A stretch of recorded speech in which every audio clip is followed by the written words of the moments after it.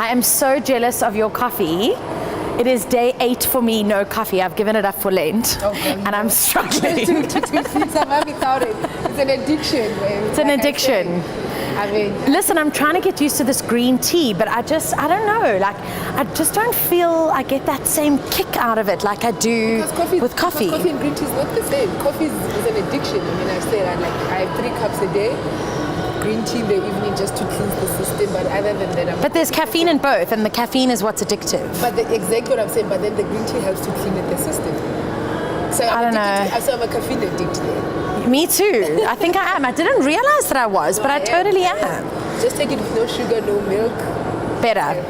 Well, speaking of tea, good morning, Tea Tribe. Thank you so much for joining us for episode 5 of Spilt T.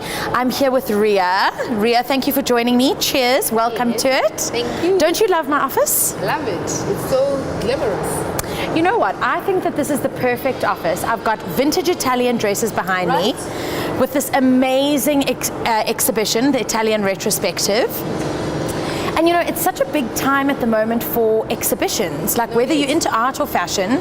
I don't know if you've seen the Victoria and Albert Museum has got the biggest Dior exhibition.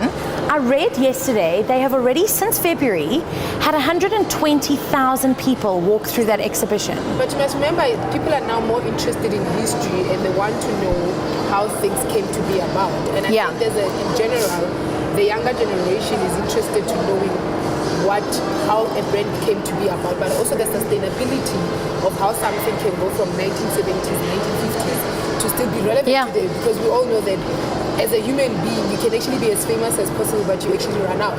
But then what makes us who we are is the heritage. The heritage. And the heritage, the younger generation is becoming more interested in the heritage, better than, even more so than the previous generations, because I think they are more wanting to connect with who they are more than the previous. Well, I think it shapes you as well, like who you are and where you're from. I mean, and if you look at these dresses, some of them are 60, 70 years old, but I would totally wear them. No, they're beautiful. I actually have worn one of them. Oh, which one? Where's mine? Mine isn't here. I've worn a vintage Valentino. But can you speak about that heavy Versace? Which one? That one over there, the pink heavy metal one. Oh my gosh, it's beautiful. I love how the Versace house remade that for Kylie Jenner to say this is probably our model that will emphasize and show this dress the way it would have been worn in the 1970s. They did it in such a beautiful way that they keep it original, but also try to make it modern with a younger person who's more appealing to the younger generation. Yeah, pop culture. I mean, but everything always comes back. That's the thing. It does. I was chatting to my mom the other day, and she used to have this box of sort of plastic, you know, that like costume jewelry, those big earrings and big bangles and things, and I used to play dress up with them when I was a little girl, and I used to love it, and she got rid of them. And I mean, that stuff has all come back. But you know what I love about the 90s generation? They have this special slogan where they say they are the only generation that was born in the 90s and wears fashion from the 90s. Who's that? The Generation Z, which was born between 1996 and now. Remember, the 90s fashion is in. Yes. So they're like saying we are the only generation. The colorful clothes, the hoops. They're like the only generation that was born in the year that the fashion that was in the 90s when they were born, and they still get to wear it today. And they get to wear it and today. And it's relevant. And honestly, they are the only generation that's ever worn. That's true. Fashion that they were born in. Yeah. Yeah, because I mean, the stuff from the 80s and whatever, leg warmers, all of that is not really in at the moment. It's not. So the 90s fashion is, and they are born in the 90s. So they're wearing what their mom used to wear, and they're wearing it now. Good for you guys born in the 90s. We're very happy. That is not relevant for either of us, right? No. I mean, we're not too far in front of it, but... So it's been such a big week. I've laughed so much this week. I mean, I think, you know, when you're on two sides of the spectrum, I've laughed so much, but then I've also been completely horrified at things that I've read. I don't know if you watched the James Corden prank with David Beckham. No, I didn't, but please spill the tea. I am a huge James Corden fan. I got to see him host the Grammys last year, and his comedy is so clever. And I think that's what I appreciate so much about him is David Beckham was having a statue erected for LA Galaxy, who he used to play for, most famous player that's ever played for them. And he was a little concerned about the size of his chin and the size of his behind and worked closely with the sculptor, who I think was from Italy. But James came in and played a complete prank on him, remade a statue with a very elongated chin and a very ample bottom. And all the people that were on set were actors, and they unveiled this statue, and I have never seen someone more horrified in my life. How would you handle something like that? Because I would go wild. No, because remember, David Beckham is the definition of metrosexual. Yes. When all of that came in, about a man who's men grooming, a man who takes care of himself, a man who shaves, a man who does his nails, and he's a definition of when men started looking after themselves. So I think his insecurities go beyond the fact that he could have gone under the knife if he wanted to, but he's always gotten away with it because he perceived and changed the way that men dress, the way that men are looked at. And I think because of the fact that he's such a popular star, we've never actually even paid attention to the chin until James made it. I don't even see an issue with his chin. That's what I'm saying. So we've never paid attention to him because we've always seen him as this nice young person, this beautiful man who came out and made suits, everything, and just made men look after themselves. And then the next thing is this chin thing that we didn't know about him. That's such a big thing to his personality. Yeah. Well, listen, if a statue is going to be erected of you, I mean, it's going to last forever. Exactly. You want it to be, you want it to be but it beautiful. needs to look as close to you as possible. Yes. It's like in Madame Tussauds. Have you ever been to Madame Tussauds? No. And so that's where they make all those wax sculptures, statues of people. And some of them are so brilliant. They're so lifelike that when you stand next to them, you could be standing next to Prince Harry or, that's beautiful. Leonardo DiCaprio. The only thing that gives it away is they've got a slight waxy shine. Oh, wow. So it just looks like maybe you didn't powder enough. But then there's the ones that are just so bad. They are disproportionate and doesn't look like the person at all. And I think I'd take quite a bit of offense to it if somebody made me with a huge chin and a big bum. No, it is. Because it's like that's how they see you. Remember, that's how they see you. And also it's how people that will walk past that for the rest of their lives posting next to it and then like, this does not look like me. So who are they celebrating? Because exactly, and it's going to be on Instagram forever. It's going to be everywhere forever. Because I mean, here you are taking pictures with, people are taking pictures with your statue, but you look at it and you say, that's not me. So it plays a huge role as to how it's constructed and how it ends up being a statue. But also, what is more important, what makes you as a person to deserve to have a statue? Yeah. You see what I mean? It's not your big chin. Not exactly, but also, why does David Beckham deserve to have a statue? You get what I mean? So it's all those things. Also, it's like, does he also feel like he's well deserving to have that? Maybe it could have been an insecurity of himself, not saying he doesn't want the statue, but at the same time, he does not think he's that big to have a statue. No, listen, I think he comes with an ample, that statue came with an ample behind. It comes with ample ego too. Yeah. But I think that it comes from the thing of, nowadays, it's not just one person takes a picture and they upload it. Exactly. It's going to be on people's Instagram. It's going to be on people's Twitter. Speaking of which, is Instagram back up? No, it is. Because, the whole of yesterday. The whole of yesterday. Yeah, it was down. You know that in America, some people were calling the cops. Saying that Instagram, Facebook, and WhatsApp are down. So what is going to happen? And what is going to happen? I mean, I'm sure they were thinking they're going to be bombed somewhere. In 2019, when social media doesn't work, there's a problem. There's a problem. I must say, I found it very frustrating because I had a bridesmaid's dress fitting yesterday, and I wanted to send the dress to my mom, my sister, some friends to say, like, what do you guys think?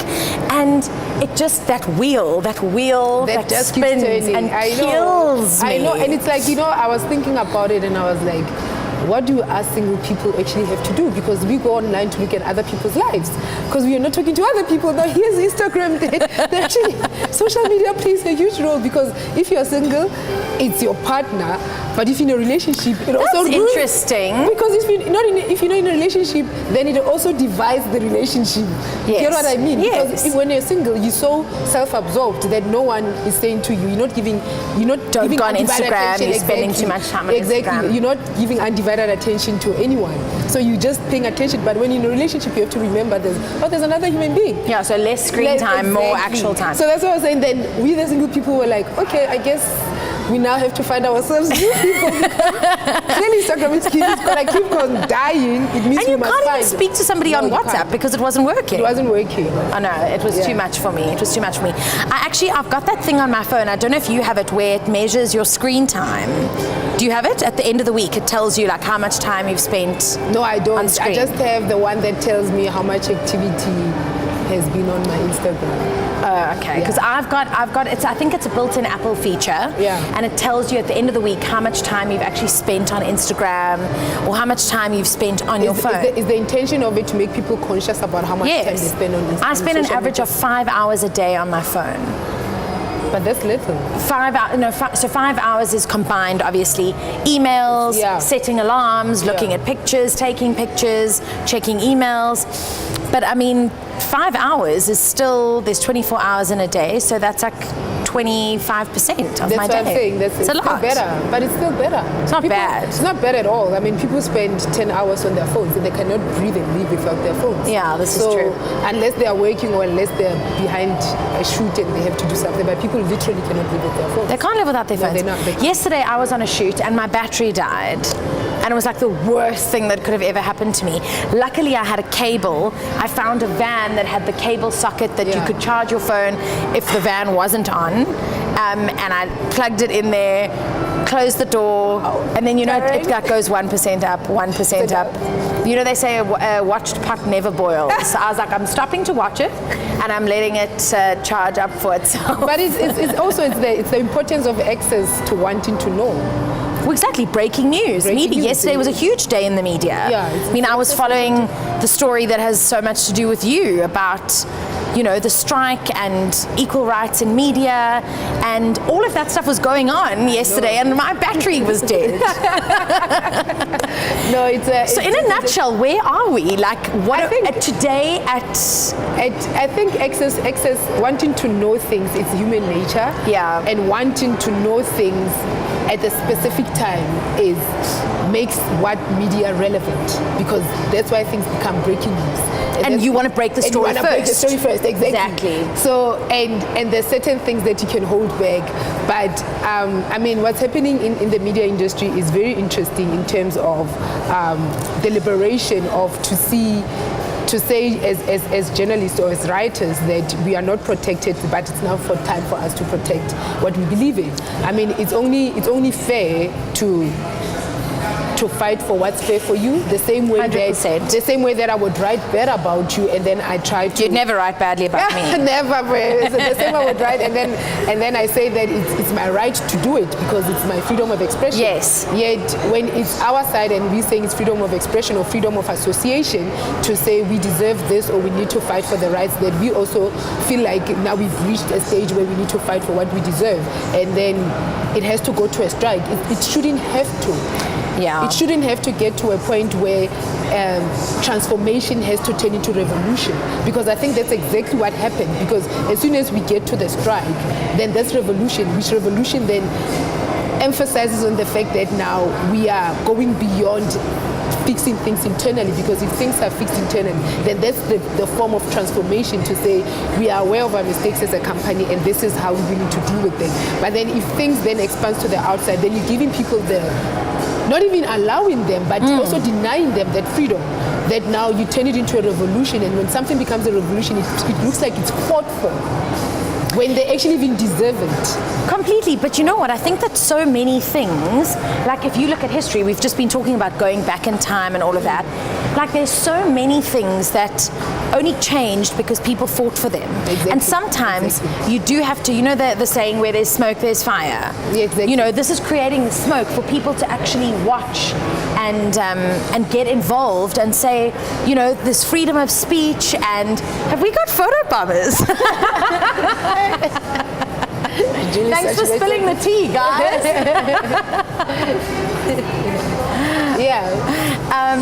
So, you know, if people fight for things and people actually do things that change the way going forward. Exactly. It's like for the future generation. Completely. Because what happens is that, like, I mean, we're talking about history and everything, is or the whole perception that in the media industry, we've never been allowed to join any unions or any form of being part of protesting or showing any form of resilience, because we are the ones who actually capture these things visually. Yes. But now we are the ones who are saying, no, hold up, we are actually the ones who are going to fight now. Yes. And that for me is it's the most interesting time to be young in South Africa, but also to the fact that when we talk about freedom in South Africa, is that freedom takes time.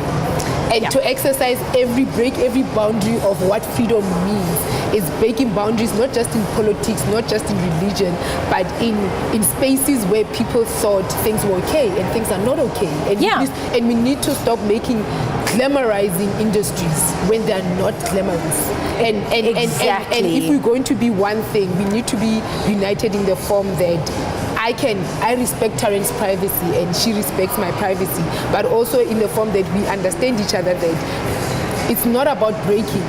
It's not about breaking South Africa, but it's about how we build this freedom in all rights of aspects. I mean, you cannot say, we cannot be fighting ESCOM or Transnet and saying people are paid less, and we journalists are afraid to say ourselves, we are actually paid. We are actually also paid less. I mean, it doesn't make sense. But can I tell you something? And I mean, guys, think about this for yourselves.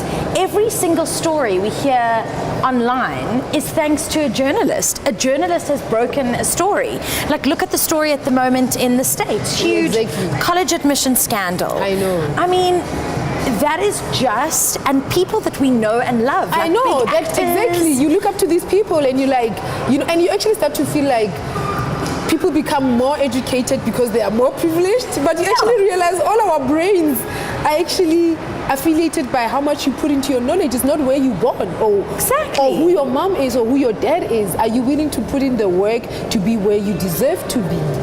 And I mean, you know how difficult it is to get into an Ivy League school. I mean, you were telling me. I mean, it's not easy. You've got to have the academics, you've got to have the sport, and if you don't make the cut, you can't go to that school. But all of a sudden, all of these people have kind of wormed their way in.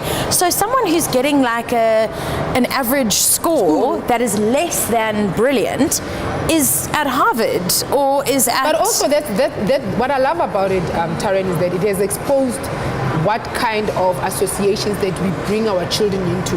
Remember that whole thing of, as long as my child is in this school, they are sorted for life because of association. Yes. So if my child is in the same school with your child, and I know that Taryn is this big shot CEO or whatever, if my child is in that school, correct. I need to force my child.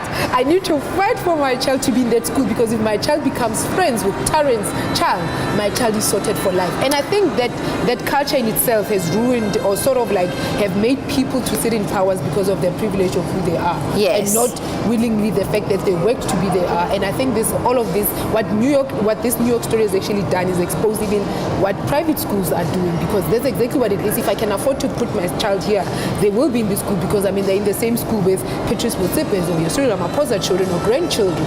Therefore, if my son or my children are by association from younger age affiliated with their future is going to be bright. Their future is going to be bright. It's not even about what they're learning. Their future is not bright. Who cares what they're learning?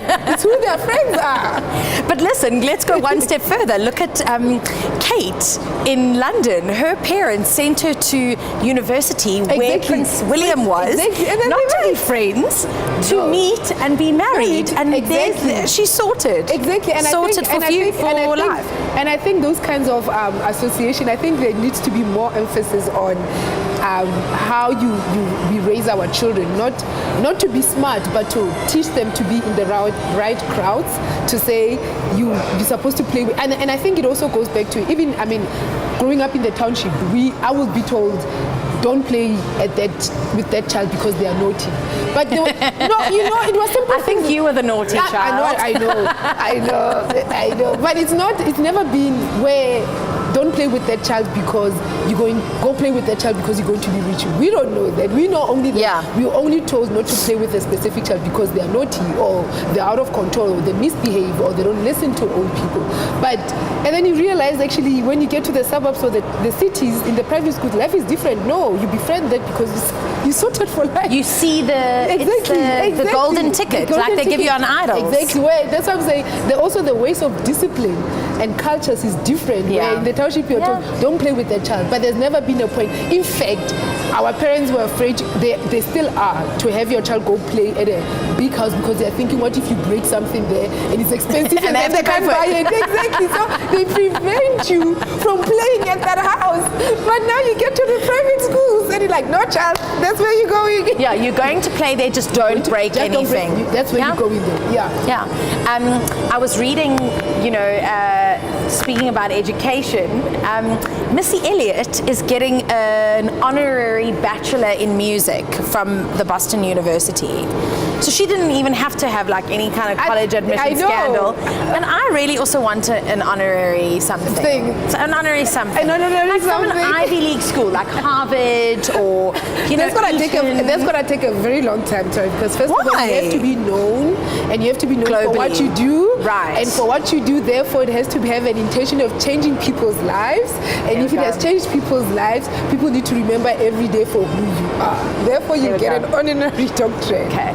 There are the steps to get an honorary doctorate, everybody. I mean, I think Dr. Taryn Louch sounds really nice. I think, but also it's misinforming of people that if someone has an honorary doctorate, automatically they're a doctor. No. No, they just have a prefix to their name. I know. 2 letters. Exactly. That's about it. I think that's what we need to let people know. That it's not that now we're supposed to be going around calling you doctor. No, it's just the fact that you've been honored for the goodwill that you've done in your community. Yes. And therefore you're not on the same level as someone who's an actual doctor and studied to get that as a qualification. This is true. But I think that the recognition of the arts, I think it's important that musicians can actually be recognized for their music and be honored for it. I mean, there's a whole street named after Rihanna in the Bahamas.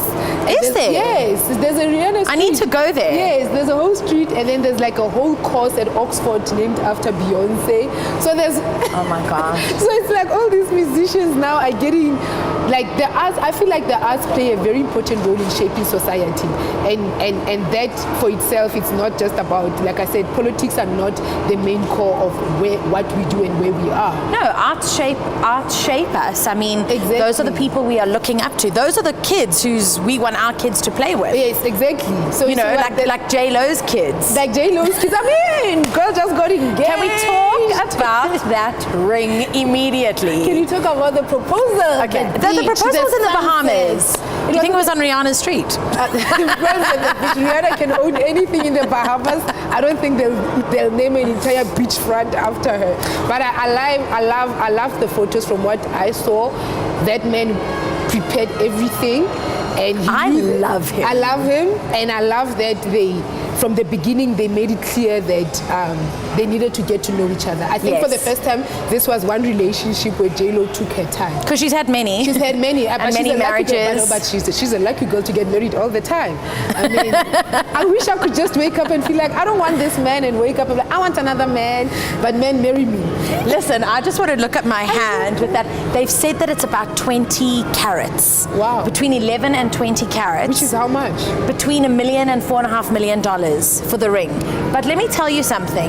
I think, and you never know what goes on behind closed doors, but they both have got children, and their thing was they want the kids to get along. First. A-Rod's kids wanted to play with J-Lo's kids, futures sorted. But you know what? That's the funniest thing, because, I mean, I think as a student now, because I'm studying law, do you know that their kids can get married?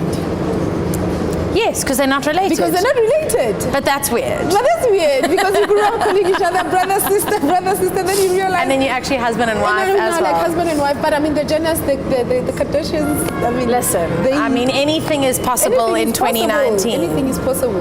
But think about it when people do egg donorship and that sort of thing. You have a child possibly walking around that you don't know about. Exactly. Or sperm donorship, But also, what are the chances that, I mean, in our culture, we used to say when you marry within relative or cousin, you bring in the cows back home so they don't go out to a stranger. Oh, so the lobola comes home. Yeah. So it's like the wealth back the lobola. The wealth must stay within the family. So how about I marry my cousin, because then the wealth is with the family. So we're not trying to spread it out, and then it stays within the family. So I mean, I feel like that's the way the world should be going. We should be preserving our wealth.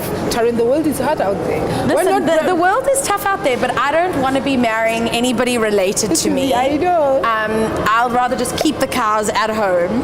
I think it's the most not send them out. I think it's the most ridiculous thing across cultures to ever happen, that you can actually decide to marry someone who was once your little sister. Yes, and now they're going to be your wife. And then now they're your wife. Yeah. But anyway. Well, we have seriously spilt the tea here on Spilt T. Thank you, Ria, for being here with me. Cheers to you with your coffee and my green tea. Thank you, Tara. And thank you for tuning in. Please subscribe to our YouTube channel on Spilt T. Follow us on Instagram at Spilt T Podcast, because you want to hear it first and you want to hear it right here on Spilt T. Bye.